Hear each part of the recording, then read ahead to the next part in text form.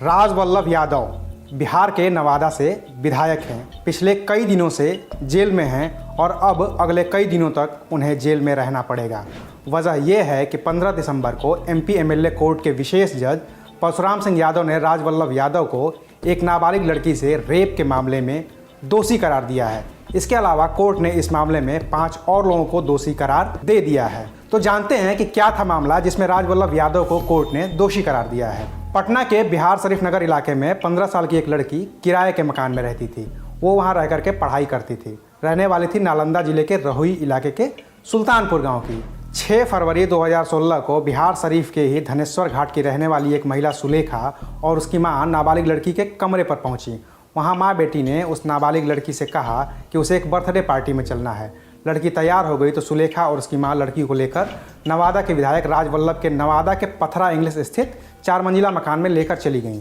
वहां राजवल्लभ ने लड़की के साथ रेप किया।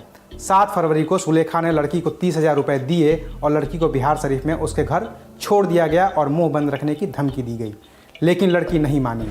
उसने बहादुरी दिखाई और 9 फरवरी 2016 को बिहार शरीफ महिला थाने में एफआईआर दर्ज करवा दी गई। 15 फरवरी 2016 को व्यवहार न्यायालय ने विधायक राजवल्लभ प्रसाद के खिलाफ सर्च वारंट जारी कर दिया। राजवल्लभ यादव फरार हो गए।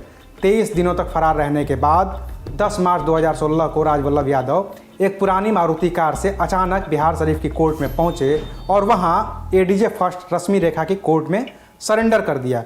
पुलिस को भी इसकी भनक लगी थी कि राजवल्लभ यादव सरेंडर करने वाले हैं, लेकिन जब तक पुलिस उन्हें गिरफ्तार कर पाती राजवल्लभ यादव सरेंडर कर चुके थे। गिरफ्तारी के बाद पटना हाई कोर्ट ने राजवल्लभ यादव को 20 सितंबर को इस मामले में जमानत दे दी, लेकिन बिहार सरकार इस फैसले से खुश नहीं थी। बिहार सरकार सुप्रीम कोर्ट पहुंच गई। सुप्रीम कोर्ट ने हाई कोर्ट के फैसले को खारिज करते हुए राजवल्लभ यादव की जमानत खारिज कर दी। इसके बाद राजवल्लभ को फिर से सरेंडर करना पड़ा, लेकिन इस मामले में सबसे मजबूती से अड़ी रही वो नाबालिग लड़की जो लगातार केस लड़ती रही। लड़की ने 9 फरवरी 2016 को केस दर्ज करवाया था।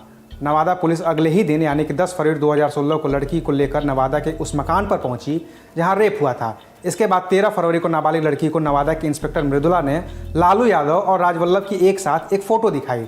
लड़की ने फ़ोटो देखकर विधायक राजवल्लभ की शिनाख्त कर ली। शिनाख्त के बाद ही डीआईजी शालीन ने विधायक राजवल्लभ की गिरफ्तारी के आदेश दे दिए। अगले ही दिन फॉरेंसिक टीम जांच के लिए नवादा वाले घर पहुंची और जांच की। 15 फरवरी को राष्ट्रीय जनता दल ने अपने विधायक राजवल्लभ को पार्टी से निलंबित करने का आदेश जारी कर दिया। उसी दिन पुलिस ने विधायक के पास लड़की पहुंचाने वाले सुलेखा के पति अरुण को गिरफ्तार कर लिया। 19 फरवरी को सुलेखा के दामाद संदीप को हिरासत में ले लिया गया और आगे बढ़ते हुए कई और गिरफ्तारियां हुई। वहीं कोर्ट ने राजवल्लभ की जमानत अर्जी खारिज कर दी। 25 फरवरी को नवादा पुलिस ने सुलेखा के साथ 4 और लोगों को गिरफ्तार किया और पूछताछ में सुलेखा ने मान लिया कि लड़की उसी ने पहुंचाई थी। इसके बाद 28 फरवरी को राजवल्लभ के पटना और नवादा वाले घर की कुर्की कर दी गई। 10 मार्च को विधायक ने सरेंडर कर दिया और 1 महीने से थोड़े ज़्यादा वक्त में 20 अप्रैल को पुलिस ने चार्जशीट पेश कर दी। 15 सितंबर 2016 को बिहार शरीफ कोर्ट में गवाही शुरू हुई, लेकिन सुप्रीम कोर्ट के आदेश पर एमपी एमएलए कोर्ट बनने के बाद इस मामले से संबंधित सभी रिकॉर्ड पटना के विशेष अदालत में ट्रांसफ़र कर दिए गए। केस ट्रांसफ़र होने के बाद सुनवाई शुरू हुई और करीब 2.5 साल के बाद 4 दिसंबर 2018 को कोर्ट ने अभियोजन के 22 और बचाव पक्ष के 15 गवाहों को सुनने के बाद अपना फैसला सुरक्षित रख लिया। 15 दिसंबर 2018 को कोर्ट ने राजवल्लभ के साथ ही छोटी देवी, सुलेखा देवी, संदीप सुमन उर्फ पुष्पांजय, राधा देवी और टूसी देवी को दोषी करार दिया है। कोर्ट ने राजवल्लभ यादव को आईपीसी की धारा 376 और पॉक्सो एक्ट की कई धाराओं में दोषी करार दिया गया है। इसके अलावा और भी जो आरोपी हैं उन्हें आपराधिक षड्यंत्र रचने में, इमोरल ट्रैफिकिंग में और कई अन्य धाराओं के तहत दोषी करार दिया गया है, जिनकी सज़ा अभी नहीं सुनाई गई है। इसके अलावा नवादा के एक वरिष्ठ पत्रकार बताते हैं कि राजवल्लभ पर लड़की की बड़ी बहन से भी रेप का आरोप लगा था। उस वक्त भी सुलेखा ही लड़की की बहन को राजवल्लभ के पास लेकर गई थी और उसके एवज में सुलेखा को 1 लाख रुपए मिले थे। और इस तरह से राजवल्लभ प्रसाद बिहार के पहले ऐसे विधायक बन गए हैं जिन्हें विधायक रहते हुए दोषी करार दिया गया है। इससे पहले 90 के दशक में विधायक रहते हुए योगेंद्र सरकार पर रेप का आरोप लगा था, लेकिन जब तक सज़ा सुनाई जाती वो विधायक से पूर्व विधायक हो चुके थे।